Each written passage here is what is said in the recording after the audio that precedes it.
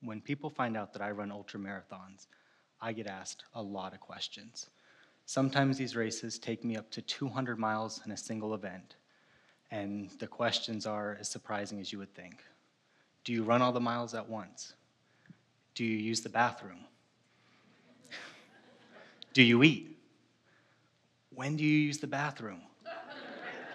You must take sleep breaks, right? How do you use the bathroom? Unfortunately, I get asked a lot of bathroom questions. But out of all the questions I get asked, there's one that's most common. This one question has induced more self-thought and reflection than any question I've ever been asked about any topic. Why? Why do you put yourself through that? If I'm being 100% honest, I don't think I have the perfect answer. But after a lot of time to think about it, I have a pretty good idea.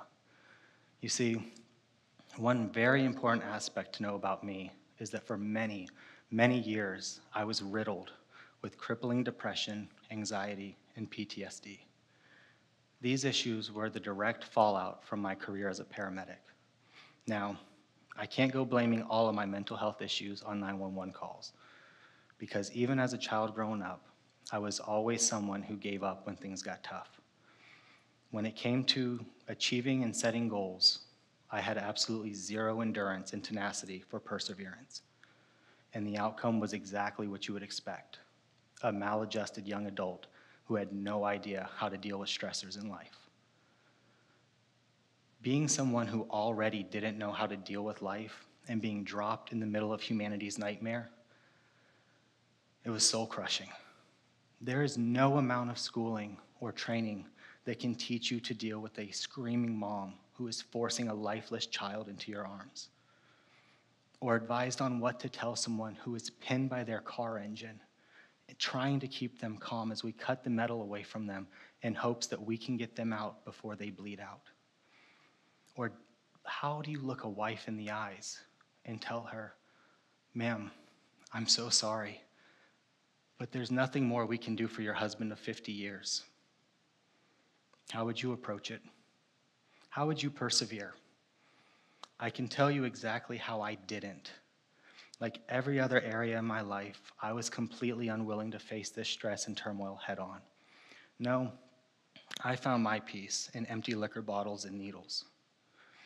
Through many, many steps of giving up, I was able to transform from a maladjusted young adult to a full-blown alcoholic and IV drug abuser.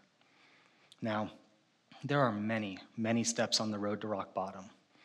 In a twisted way, this road is one of the most extreme displays of endurance a human can be on, because this is a road that can last an entire lifetime. Because it doesn't have a finish line if you don't count the grave. I knew I was coming close to the end of my line when I was flirting and fantasizing about suicide on a daily basis. Luckily for me, my kamikaze course came to an abrupt end when my wife, my best friend, and the overall love of my life came to me with tears in her eyes, pleading with me to get help. She had finally reached her breaking point and could no longer sit back and watch the man that she loved kill the man that she loved. I knew for me, if there was any chance of keeping my wife and my daughter in my life, I was going to need to change. The thought of losing them was more terrifying than any thought of suicide. I had no idea who I was or who I wanted to be. All I know is that I absolutely hated the man in the mirror. Now, I have a question for all of you. When you're a million miles away from the person you want to be, and you don't even recognize yourself anymore, where do you start the journey of reclaiming your identity and self-worth? Step one, of course. Now, historically, step one has always been admitting you have a problem. At this point in my life, admitting that I had a problem was fairly easy, because anyone with two eyes and a single brain cell could tell that I had a problem. I just felt like I was the last to know. So much for the single brain cell. After multiple fearless and honest inventories of my character flaws and a couple of years of on-again, off-again sobriety, I knew that I needed to change the way I approached stressors if I wanted any chance of long-term success. I knew that I needed to focus on myself and really figure out exactly what I needed to change. So after a couple years of coasting and a white knuckle grip on my sobriety, I decided I needed to place myself back in the struggle. I knew going into the decision to change that it was going to take a lot of steps. I knew, reflecting back to my childhood, that I was still someone who had absolutely zero endurance when it came to perseverance in dealing with issues. So I decided that I was going to focus on that area specifically. After jumping on Google and figuring out, or Googling long-term change, ultimate endurance, and hardcore challenges, I came across the podcast of a former Navy SEAL. This SEAL was talking about the hardest thing that he had ever completed, and he described a 100-mile race in depth and the destruction that it had on his body. After listening to him, I was hooked. Just 2 weeks after finding out that it was even possible for a human to run 100 miles on foot, I found myself hitting the submit button to the 2019 Keys 100, a 100-mile race from Key Largo to Key West in the brutal summer heat. Now, I entered this decision knowing that I was going to place myself in the struggle. I knew that this was going to be one of the hardest things I ever undertook. I did not, however, know that the struggle was going to start day one of training. As the miles slowly, and I mean slowly, ticked by, I realized just how far I had let myself go physically. Now, don't get me wrong, I've never been a prime athlete. As a matter of fact, I was bullied most of my younger life for being the overweight kid.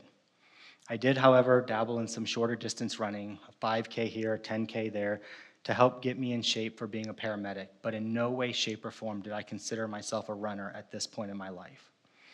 Just when I was about to quit, because I couldn't run 3 miles at a time, the strangest thing happened.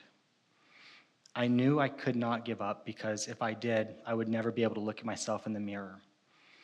One day, on one of my training runs, I realized that I didn't feel as bad as I did the weeks before. Just when I was about to give up, I realized that I was making it to mile 5 and beyond. My breathing felt effortless, my stride fell into place, kind of felt pretty good. My body was at peace. And my mind came up with one of the most important revelations that it's ever stumbled across. That no matter how bad a situation is, it will get better with effort. This was very important going into the next steps because I felt like I finally had the confidence to carry on. After logging countless miles and hours around the roads in my neighborhood, I decided that it was time for me to dip my toe back into organized races. I jumped online and I started searching out organized events, and I specifically wanted to focus on the ultramarathon distance. The Keys 100 is held in May, so I wanted to start looking for ultra races in January. I found a 50-kilometer or 31-mile run in January and a 50-miler in March. Shortly after signing up for both those races, they arrived before I knew it. Both the Clearwater 50K and the Everglades 50-miler were two of the best introductory races into the ultra distance. I learned a lot about running during those races, but I learned even more about the ultra running community. After being exposed to some of the worst humanity had to offer for so long, it was absolutely heartwarming to see the support and the care that volunteers and race officials poured out on these runners. The ultra running community has helped restore my faith in humanity, and that is one thing that I will always be thankful for. If you are ever downtrodden by all the bad that seems to constantly be going on in the world, I would recommend that you spend an afternoon or an evening at a 100-mile aid station. Here, you'll see runners making their way in, sometimes running, sometimes walking, sometimes limping, sometimes hobbling, most of the time cussing. But what you'll see is this selfless group of volunteers that go to work on these runners with the precision of a NASCAR pit crew, refilling water bottles, giving them nutrition, motivational talks, and even sometimes handing them a handful of lube to deal with their bloody chafe. But no matter how bad the runner is or what their needs are, it is absolutely amazing to see the care that these selfless people pour out onto the runner. After experiencing this care firsthand and being exposed to the non-judgmental, non-competitive, laid-back attitudes of the other runners, I knew that I had not only found an amazing group of people, but I found my tribe. After completing my first 50K and my 50-miler, and winning my age group in both races, now, it's not important that I was one of the only ones in that age group. That's irrelevant. What was important is that I now had the confidence to toe the line of a 100-mile race. Now, the feeling of confidence was very, very strange at this point in my life. After going so long with having zero self-worth, the fact that I was confident was foreign, to say the least. What was even more surprising was how I earned this confidence. It was quite literally placing one foot in front of the other and repeating. During those races, I learned a lot about myself. The most important takeaway was the fact that no matter how bad I felt, no matter how bad the situation, I was strong enough to put another foot in front of the next. And that was one of the most important epiphanies because the Keys 100 arrived before I knew it. Standing at the starting line of that race, I was feeling so many emotions, mostly terrified.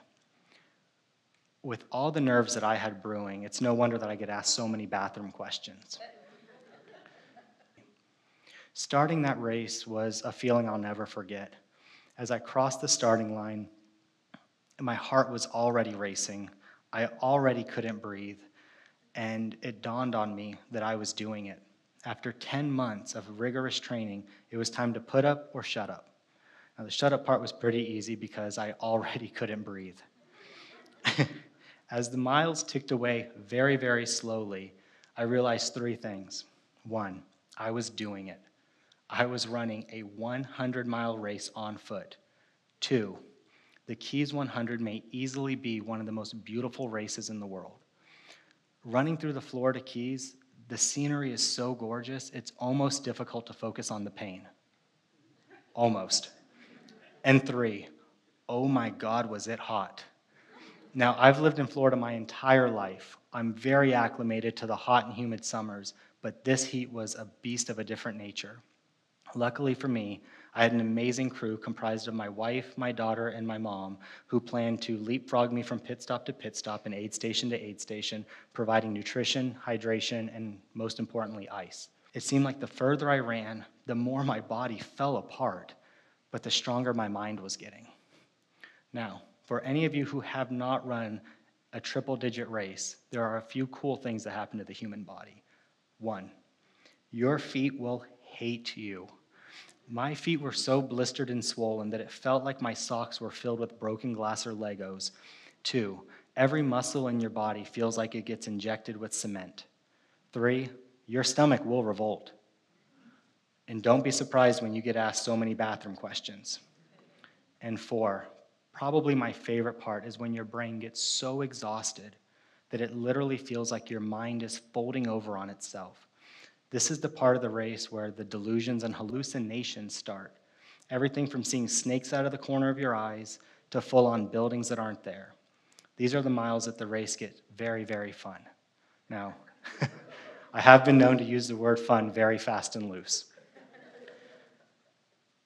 But no matter if this is your first 100 or your 100th 100, everyone experiences the soul-crushing lows. This is the part of the race that unites us all. You see, I haven't met an ultra runner yet that isn't facing some type of trauma or addiction or life obstacle that they're fighting to overcome. We are all united by the struggle that in the face of adversity, we will take one more step. We will prove to ourselves that we are capable of that. And I got my opportunity to do that at mile 81. As I made my way in, hobbling and cussing to the aid station, I was at an all-time low. My feet felt like I had been running on electrical wires for the last 2 miles or the last 2 hours. And with the amount of swelling that I had going on in my feet, I thought I was going to have to cut my shoes off. I had my mom, my wife, and my daughter, and the race officials call a paramedic that was working that race. I had him meet me there. He was providing foot care to all the runners who needed it. After he took a look at my wrecked feet, I had no idea how I was going to continue. He did what he could to patch me up, but honestly, anything short of a Civil War-style foot amputation offered little to no reprieve. As he placed my shoes back on, all I could reflect on was the fact that I started this race the day before, ran all day, ran all night, and well into sunrise of the next day. I had every opportunity to quit and be proud of my efforts, but I had made a resolve with myself 10 months earlier, and I galvanized it through hundreds and hundreds of training miles and thousands of self-talks. I knew as he was putting my shoes back on, the next decision I made was going to be one of the most defining moments of my life. I knew in that moment that I had no choice. I decided that no matter how dim my circumstance, I wasn't going to be defined by the circumstance. I decided that I would define myself, and that's exactly what I did. So I got up and I took another step, and then I repeated, and then I repeated some more, and then I found myself running again, and in some areas, even knocking off 10-minute miles. Now, that may not seem like land record speed breaking, but to somebody whose feet were as bad as mine, that was lightning fast. As I approached the finish line, I knew that I had did it. I knew that I was going to finish the race and finish it in the allotted time. I knew also that I wasn't the same person who started this race. The one beautiful thing about these runs is that it allows you to go through about 10 years of emotional growth in the course of a few hours. It's life-changing. There's no other way to put it. You know, even standing here, I have a hard time putting to words how I felt. I can tell you how I didn't feel, though. I didn't feel like a useless drug addict. I didn't feel like a hollowed out emotional shell of myself, and I didn't feel like somebody who would give up. I felt renewed. And for anyone who is struggling with mental health issues or addiction, I implore you to find that one area in your life that offers you the friction, that offers you the ability to persevere and give yourself personal growth. Now, I'm not saying that we all need to go out and run 100 miles, but I do think it's very important that we all have that one thing in our lives that allows us to persevere, because it's through perseverance that you find your most authentic self, your most ultra self. We are all a lot stronger than we give ourselves credit for, and I do believe that if your why is compelling, then the process of the how is beautiful. And speaking from personal experience, there's nothing more beautiful than the power of perseverance. You just have to take the first step. Thank you.